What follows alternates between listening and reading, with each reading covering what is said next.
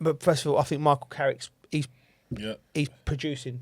It's been a masterclass on how to revitalise a team, and surely they've got to give him the job now. 6 wins and a draw from his 7 matches. Gary Neville, interestingly, says Carrick is in the box seat, but they should look for the best class of manager available. And I don't know what that means, and I'm going to say that because when Amorim come in, Coley, I thought I was the only sane person in the building. Everyone was going, we got this wizard from Portugal who's done this with Sporting Lisbon and he's got the way his team plays and everything. I'm like hold on, boys. He's a young manager. Sporting Lisbon, Manchester United. It was like everyone forgot that there's a risk in anybody. You could go and get best. He was best in class in terms of results and achievement to what his budget was. In European football, then they've gone and got that, put him in, give him everything. You can't say he wasn't given everything. He said it himself. I'm signing players, blah, blah, blah, and all that. And then I don't know if there is a non-risk. I don't know I don't know why. You don't know what he means. I don't understand why. What would be the problem in? You've got someone that's getting results. What you want more than that?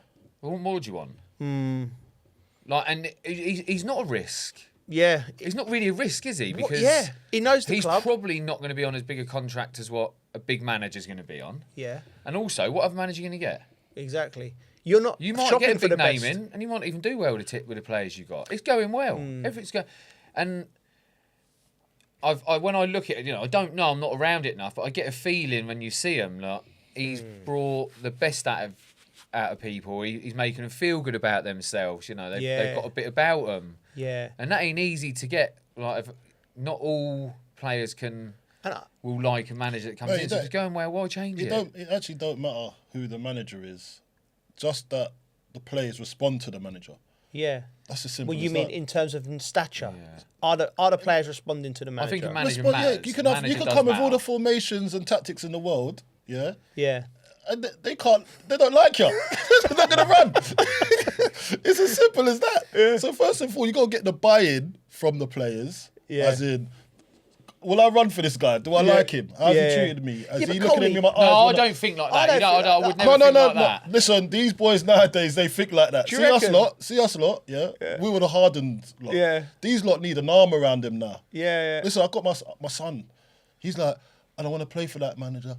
Because he's not doing this. He's not. They're so not weak mentality. They prefer the person now. That's why I say most of these boys are really they got loads of attributes, skills. Some of them probably more technical than the average player in our days. You know what I mean? But what they respond to is the human nature and how they're treated and how they feel about you. That's why you're seeing, and it's quite blatant with Man United. It's the same bunch of players. What's changed?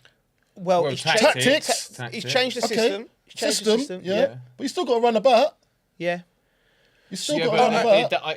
They down tools, these boys. They did down tools under Amorim. They down tools. No. Tactics is an important thing, knowing when to press. We're not going to press in as a team. You have to. So that's a factor. A little bit. Of course, no, definitely. Comes into definitely. But the first and foremost, see, like I remember having Gianfranco Zola. Yeah. He come in, and the way he made people feel at West Ham, the way he made people feel, and even though it wasn't going great, we still wanted him there.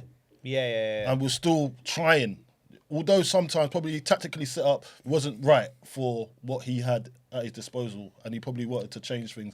But the players still loved him and wanted to do well for him.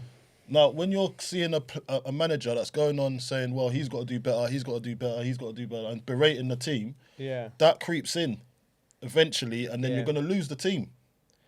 Michael Carrick has come in and is given that good feel factor first. Then the players will try that tactic that he's trying to employ. Do you know what I mean? And it's just the way it is. It's the human nature of it. I agree with you, right? And I think you're saying the same thing. The tactical switch he's gone to go over back four, playing Mainu and Fernandes and getting players in their correct position that they've made, like Luke Shaw at left back and Harry Maguire with playing in the two and da-da-da. So that's become a factor. The fact that he's got the players on board, I think we said it last week, but I think bringing Johnny Evans in, who knows the group because he was with them, I think that was genius. Jonathan Woodgate, who by all accounts is a fantastic coach as well and a good person. Yeah. Darren Fletcher, so there's a core that understand the group. So there is all of that. And then on the flip side is like, from the perception of the media, like if Michael, how can I explain this? Right, so Michael Carrick, there's a lot of Manchester United voices in the media. Like I think Roy Keane said, even if he wins every game, he wouldn't give him the job. So I don't know where the land lies in where you go. Well, say who you'd give it to then. Yeah, well, that's someone that's qualified. He's saying, but like, what makes you qualified nowadays? Because they've had all the managers already. Van Gaal, Mourinho, like, David Moyes. They've run out of managers. Ten Hag. Chelsea run out of managers. You know what they're all going to say? Well, it's too soon. It's too soon. So you get 3 games in, it's too soon. You get 6 games in, it's too soon. You get 10 games in.